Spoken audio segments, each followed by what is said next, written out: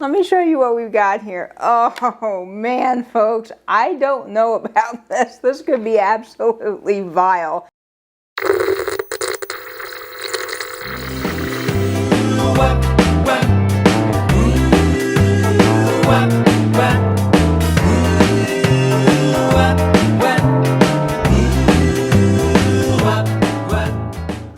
Hey guys, this is Katie with Vintage and Vinyl, back with another great video for you today. And in this video, I'm excited to be co-hosting the Vintage Friendsgiving Potluck with Jamie over at Mid-Century Wasted. I cannot wait to virtually feast with all of you. I've been looking forward to this video for weeks.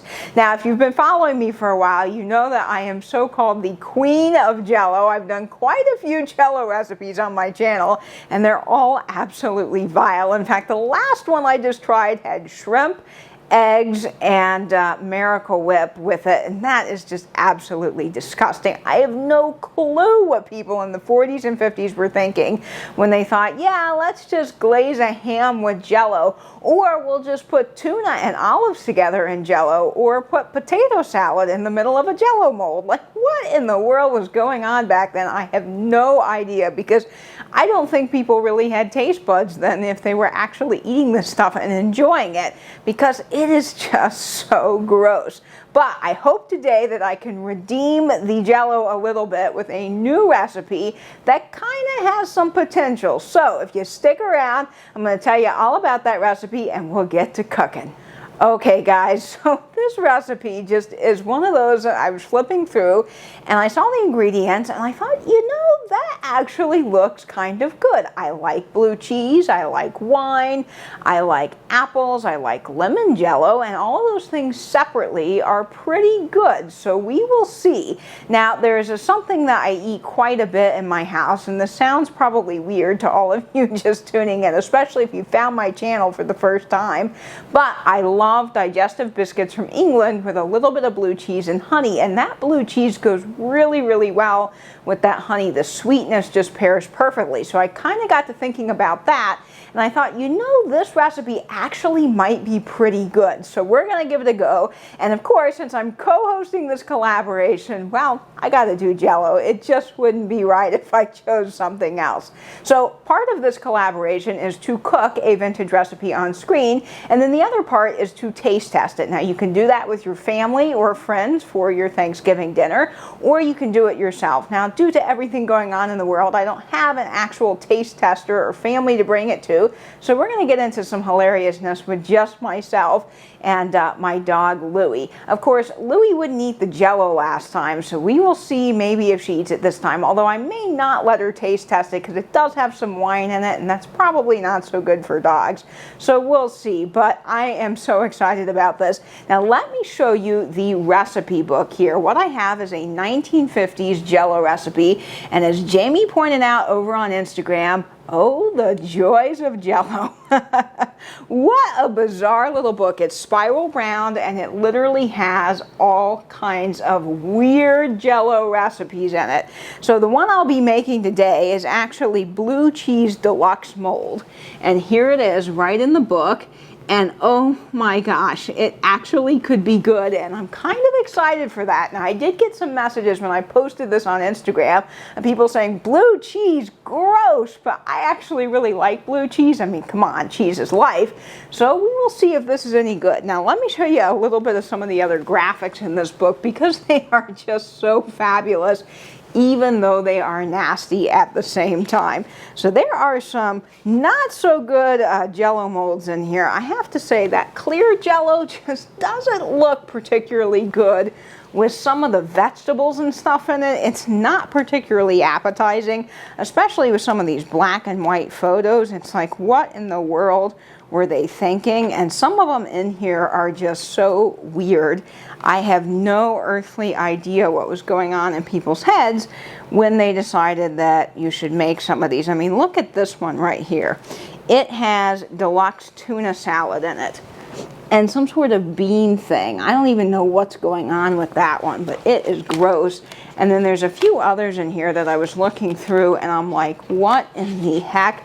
is this. Now, there are some that don't look so bad. There's some fruit ones, and I have to say I actually like Jello by itself, and I like fruit by itself, so I think like some of the fruit ones aren't probably so bad. It's the ones like the barbecue salad that just look absolutely nasty.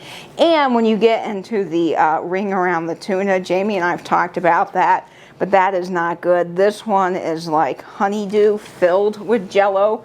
I mean, it's just, I don't even know how they do that. It is so bizarre. And there's one in here that has like all kinds of mixed vegetables. Oh yeah, here it is. I mean, what in the world is that? That is just absolutely disgusting. So I can't believe people actually tried it. Now I have to say the advertising in this book is pretty cool, because if you go in the back, they have "Right for Seconds, send for Jello molds." So you can actually get some of the Jello molds, and these were sold by the Jello company, marketed with their Jello, and I think that's so cool. And then they've got a little graphic here for strawberry Jello. So there's just some really fun things. And then they've got a whole section on how to demold your Jello, which is always a hard thing if you are using some of those metal Jello pans. They don't always come out perfectly. So I'm pretty lucky because Daniel over at Tacky As Me sent me a true vintage Tupperware Jello mold, and it has one of those easy release tabs. So it is just fantastic. So you will need some sort of Jello mold for this, and I am excited to get into this and see if it's actually any good. So I'm going to tell you a little bit about the ingredients, and then we will get to cooking this recipe, and we'll let it set in the fridge, and then we'll do the big taste test. So all of this is coming up right now. Okay, so before we get into this recipe, I thought it would be fun to give a little history of Jello. Now, before 1897, Jello had been invented by a different gentleman, but it didn't really gel with the public. And a guy by the name of Leroy Waite was experimenting with some laxatives and cough syrup. I know, icky, right?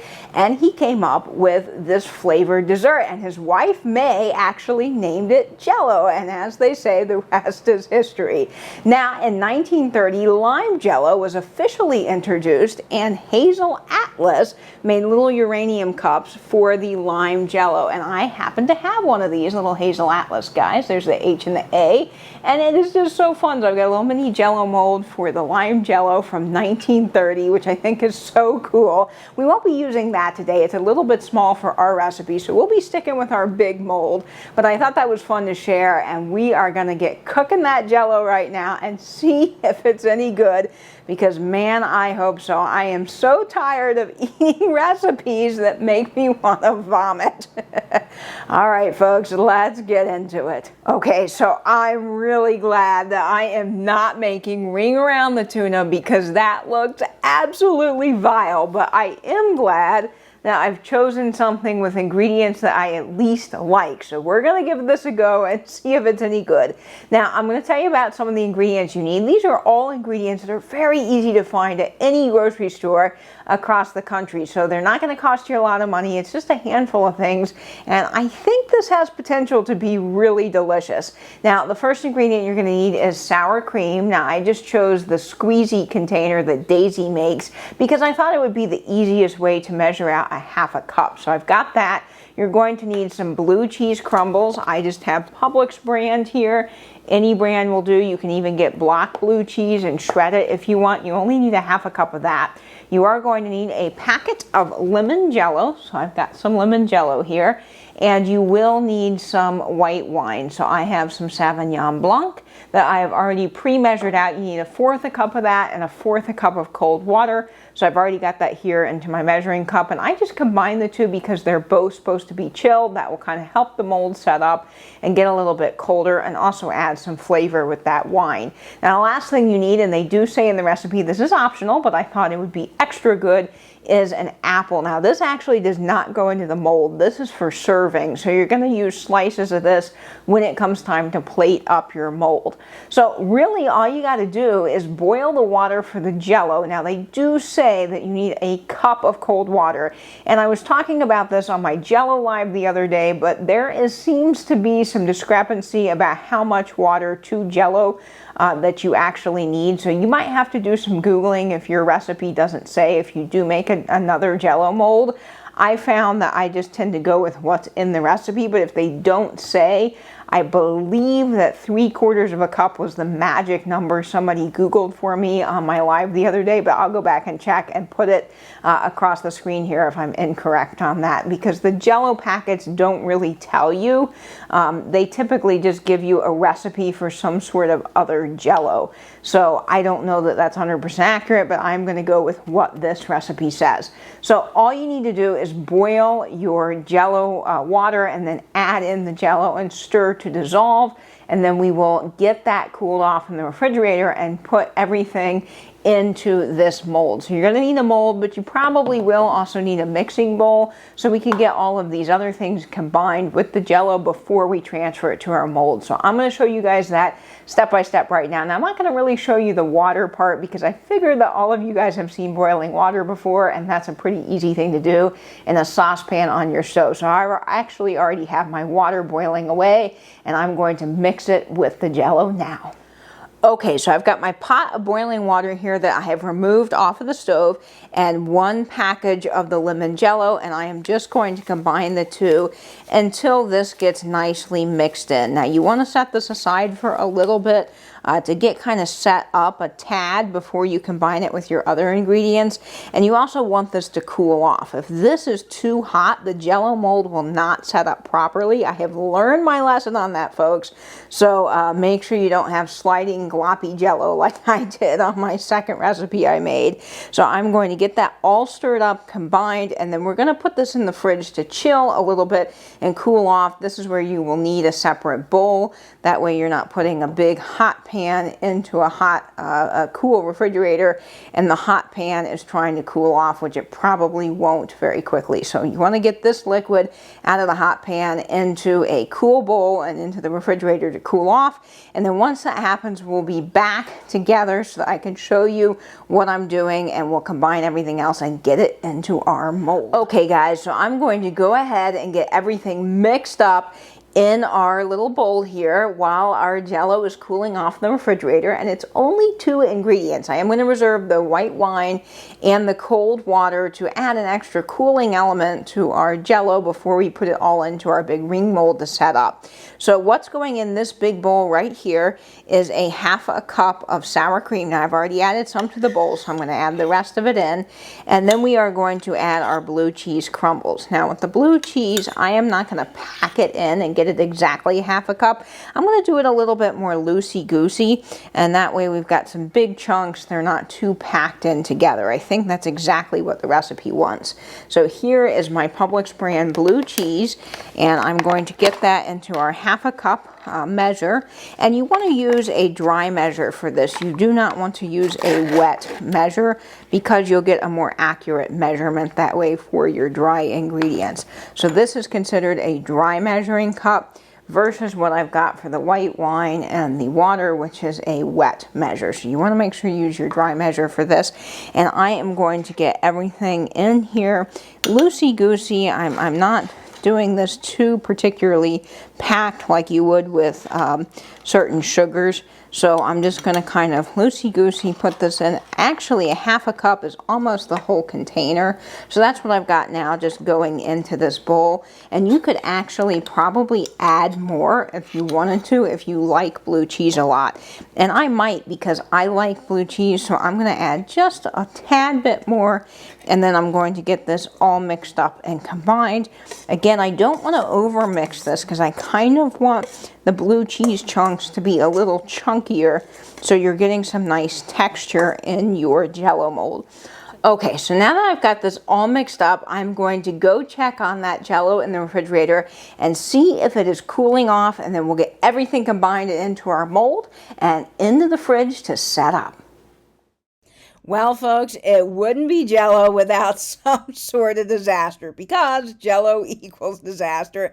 Every Jello video I've done, something has gone wrong. So I blame the Jello, and that is exactly why I'm doing a voiceover, because my mic pack randomly died during this segment, and I lost audio and had no clue until I was editing the video. So right now in my hand, I've got the wine and the water, and I am adding this to our bowl with the Jello and the blue cheese and the sour cream. Now, I did something terribly wrong. I did not really read the directions. I kind of glanced over them thinking, oh yeah, I know Jello. I've made a million of these. I can do this. Well, I was wrong because I was supposed to put the sour cream in with the Jello and let that get firmed up in the fridge before I added the wine and the blue cheese. But I didn't do that, so here we are, and we're going to see if it turns out to be okay. So I've got my wine and my water, and I'm adding it into our bowl here, and I'm going to get that all combined. Now, I think that this probably will be okay because it's going to set up in the refrigerator, and it's all going to be combined anyway, so I don't really see why this is a problem. However, you never know, because these Jello molds can be very finicky. And ew, what in the world is that? That just looks like absolute cat food. Ugh! I'm telling you, some of these Jello ones are just so weird, and that conglomeration of glop just never looked very appetizing to me at all. It does kind of make you want to upchuck, but we're going to get this all mixed together and then into our mold and into the refrigerator to set overnight. Now, for all of you guys that are paying close attention, I do have 2 broaches on because I needed all the luck I could get when I was making Jello, so I needed the broach power to carry me through, and well, it didn't really quite work out because I've lost audio and I've already made some mistakes in the Jello. Now, this is our Jello mold here, and this is just a standard Jello mold you can buy. The recipe did say that you could use little Jello cups, but you would have to have many of them and then pour the Jello in accordingly to each cup. So that's if you were doing individual servings for like a big party. I'm just going to use our big round mold, and I'm going to get that poured in and transferred. So I've taken the lid off here, and then we are going to get all of that mixture in and get it set up in the fridge. Now, if you can, when you do this, you want to kind of make sure that the different pieces that you've put in, primarily if you have Jello that has more than one ingredient in it, like multiple vegetables, you kind of want to make sure it's equal around the mold when you're pouring it in, so not one little element gets stuck to one side of the Jello. So I'm just making sure that there's an equal amount of the blue cheese kind of spread around in the mold here and make sure it's even. You can give it a good tap, but I don't know, that looks so bad, and that lemon colored Jello just does not pair well with the white of the sour cream and the blue of the blue cheese. Man, I just don't know. Now, in our family growing up for Thanksgiving, we always had some sort of cheese as an appetizer. So this really is the goal of this Jello recipe, is maybe to make a really nice appetizer for my Thanksgiving feast. Now, I'm going to show you here a little trick. This is something that sounds weird, but it's totally true. They actually told women back in the day of Tupperware parties how to burp Tupperware. And basically, burping Tupperware is just the official term that means get the air out, so you don't have any air trapped in your Tupperware. And there is actually a little tiny ring around the center, which I'll show you here in a second, that you hold on to, and then you can burp the Tupperware. Now, my grandmother, Bibi, had a big Tupperware container that we would make cookies in every year. So we'd bake the cookies, and we'd put them in this Tupperware container, and Bibi would say, okay, now, Katie, burp the Tupperware so they stay fresh. So I'm pressing down on that little tiny ring in the center. It's kind of like molded into the plastic, and then I am just burping the Tupperware to get all of the air out. So we've got burping Tupperware and Jello. Not a great combination, but of course, that is what it is when you get into the wonderful and weird world of Jello. Okay, guys, so we are ready to demold the Jello. I have a wonderful Jello mold right here, and it has been sitting up in the fridge. Now, I say wonderful, but I'm not too sure it's going to be wonderful because it kind of looks a little bit like cat food. So let me show you what we've got here. Oh, man, folks, I don't know about this. This could be absolutely vile, but we're going to try it. So we're going to get ready to plate it up. Now, the first thing we need to do is get our apples together, because that is going to go on the plate and be our dipping mechanism for this Jello. So what I have here is an apple. Now, they didn't specify what kind of apple, so I just got a wonderful, I think this is a Fiji apple, and I'm going to slice it into slices. So this is going to happen before we demold our Jello, so you can set that to the side. And I've got a little apple core. This thing is great for apples that are pretty small, but if you have a large apple, it isn't going to work very well. So I've just got a cutting board here, and I'm just going to slice my apple into slices so we can get that nicely around our Jello mold, and we'll demold it here in just a second. So I'm just going to press down on this apple, and we're going to get some nice slices like this. That is what you're going to want to put around your Jello mold once you get it onto the platter. So we'll get this all plated up, and we'll taste test it and see if it's actually any good. I'm not 100% sure because it does have a very weird look and smell to it, but we're gonna give it a go. So are you ready, folks, to deplate, demold, deplate, I don't know, whatever the word is, the Jello. We're gonna get to that. Now, the first thing before I do this is I always like to start with a big platter, and you're probably wondering why I have some parchment paper on it. Well, I like to put parchment paper down onto my platter so it's a little bit easier to clean up afterwards. So I'm gonna show you a little trick here. This is what I do before every Jello video is I get parchment paper, I tear it off, and I get it squared up. So I fold it into a square, and then what you're going to do is you're going to take it and fold it again and again like this, sort of into a cone shape, and then we're going to cut it. So you're going to take your scissors, and you're going to cut it into a circle like this, just on the edge, and then you're going to have a nice circular kind of flowered shaped piece. And you can do this if you need it to be a little bit smaller. Obviously this piece was a little bit too large for our platter, so I'm going to do that one more time, and that way we get something really nice to put down before we demold our Jello. So I'm going to fold this up one more time just like that, and we are going to go and just chop a little bit more off of it in a semicircle like that, and then we are going to put it on our plate. So this is the easiest way to cut things down to kind of a circular shape that you need, and you can get that right on your plate, and we can get to demolding our Jello. Now, we have this wonderful mold that's been sitting up in the fridge. It is a little bit wonky simply because this Jello has been sitting kind of crooked in the fridge overnight, so it didn't fully set up perfectly, but that's okay, it's going to taste the same. So what I'm going to do now is put this onto our plate upside down like this, and we are going to use our quick release tab and release the Jello mold. Are you ready, folks? Here we go. Oh man, we got one shot to get this right, and it's coming out, but ooh, I don't know about this. Holy cow, this thing is stuck. Oh, no, oh man. Nope, that was not a success. Holy cow. Well, this Jello has been disastrous in more ways than one today, and yikes. I don't even know. I don't have words. This is not pretty. I had expected this to come out just like a beautiful mold, all 1950s and perfect. And, well, no, it kind of looks like scrambled eggs jiggling around on a platter. So, that's okay. We're going to dip into it anyway, so what does it matter? But I've got my apple wedges, and I'm going to try to make this as pretty as I can, even though the mold is missing. It's not particularly beautiful.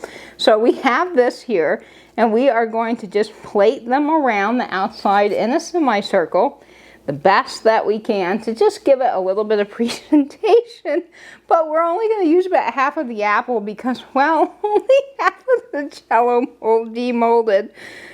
This one I clearly did wrong. And you know, when I said earlier that I was making this and I probably should have mixed the sour cream in with the Jello and then let it set, yeah, I think I should have read the instructions. I just thought that I knew too much about Jello, and I really didn't need to read them, but I did. And so we've got this one kind of messed up here. So we are going to get to the taste test, folks, in just a minute. I'm going to try to make this a little bit more pretty, and I'll be right back with you. All right, guys. Well, I tried with this mold, and it just did not work. There's about half of this mold still stuck inside of this Jello ring, and I tried to make it a little prettier, and there was just no way to make this look presentation worthy. It is absolutely awful looking, but we're going to try it right now. So I've got my Starburst silverware here that I love. It's a serving piece. I have my beautiful Fostoria Navora plate because, you know, of course, if I can't have good Jello, I at least got to make the experience good by eating off something fun and vintage.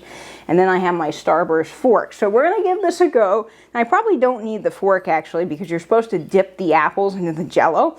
So we're going to try this. So I've got my knife here. We're going to cut off a nice little piece.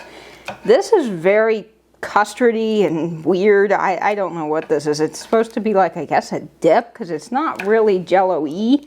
But we're just going to do a little bit. And I didn't plate the whole apple because I really don't want to waste it if this turns out to be absolutely vile. So we're going to see here. So I got my apple here. We're going to dip this on here. Oh, man. I don't know, guys. Here we go. Let's try it. I'm a little scared.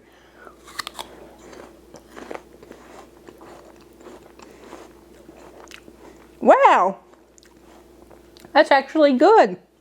I am shocked. I am totally flabbergasted that for once in my life I have cooked good Jello. The Jello is not something that I probably would have every day, but it's edible and it's pretty good because you've got that blue cheese paired with the sweetness of the apple, and this is a really good apple, so I think that made a difference. The lemon is good, and folks, to prove it to you, I'm going in for another bite.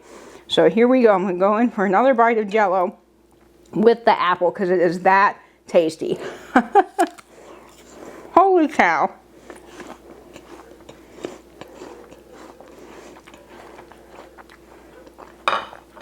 Wow. Well, I am dumbfounded. We have found a Jello recipe that is least edible. Would I want to have this every day? No, absolutely not. But is this something that I could eat if it was served to me? Absolutely. So we have a winner here, folks. So yay, yay, yay for the Jello. It didn't look particularly good, but it tasted all right. So I'm going to give it a thumbs up. We're going to rate this. Let's see, how many Jello molds out of 10? We'll give it 8 Jello molds out of 10 Jello molds. That is my rating for this. So folks, thank you so much for tuning into this collaboration with Jamie. I had so much fun doing it. And of course, there will be a playlist linked down below in the description box. And so many collaborators are going to be involved in this. So make sure you give that playlist some love and leave a kind comment down below. And before my next video, I'll be seeing you over on Instagram at vintage_and_vinyl. And I hope, as always, you will stay in, stay safe, and binge YouTube. Bye-bye now.